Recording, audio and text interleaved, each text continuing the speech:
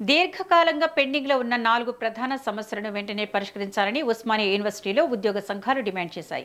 OU పరిపాలన భవనం ముందు భోజన విరామ సమయంలో 4 ఉద్యోగ సంఘాల నేతలు నిరసన వ్యక్తం చేశారు. ఈ సందర్భంగా ఉద్యోగులకు 51% ఫిట్మెంట్తో తెలంగాణలో పీఆర్సీ అమలు చేయాలని నేతలు కోరారు. పదవీ విరమణ పొందిన ఉద్యోగుల బకాయిలు భారీగా పేరుకుపోతున్నాయని ఆవేదన వ్యక్తం చేశారు. పెన్షనర్ల పెండింగ్ బిల్లులను వెంటనే విడుదల చేసి వారి కుటుంబాల ఇబ్బందులను తొలగించాలని డిమాండ్ చేశారు. ఇచ్చిన పిలుపు మేరకు రాష్ట్ర వ్యాప్తంగా లంచ్ అవర్ డెమోన్స్ట్రేషన్లు కొనసాగుతున్నాయి. అందులో భాగంగానే ఉస్మానియా విశ్వవిద్యాలయ పరిపాలన భవనంలో ఉద్యోగుల ఆధ్వర్యంలో ఉద్యోగ సంఘాల సారథ్యంలో ఇవాళ లంచ్ అవర్ డెమోన్స్ట్రేషన్ చేయడం జరిగింది.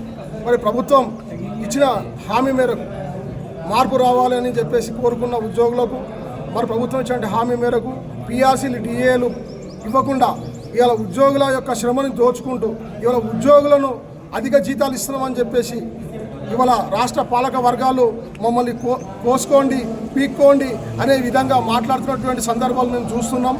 మరి పీఆర్సీ ఇవ్వకపోగా అవమానకరమైనటువంటి మాటలు మాట్లాడుతూ ఉద్యోగుల యొక్క భద్రతను వీళ్ళు కించపరుస్తూ మరి పాలక వర్గాలు వ్యవహరిస్తున్నాయి. మరి మా సహనం మా ఓపిక నశించింది. ఇక పోరుబాటుని మేము ఉద్యోగ సంఘాలు ఎంచుకున్నాయి కాబట్టి రేపు రాబోయే కాలంలో జేఏసీ ఇచ్చే పిలుపు మేరకు ఉద్యోగ సంఘాలు పోరుబాట పడతాయి. మరి ప్రభుత్వం కూడా ఇటువంటి వైఖరి ప్రదర్శించకుండా ఉద్యోగులకు రావాల్సిన న్యాయమైన డిమాండ్లను పరిష్కరించి ఉద్యోగులని సమస్యలన్నింటినీ పరిష్కరించాలని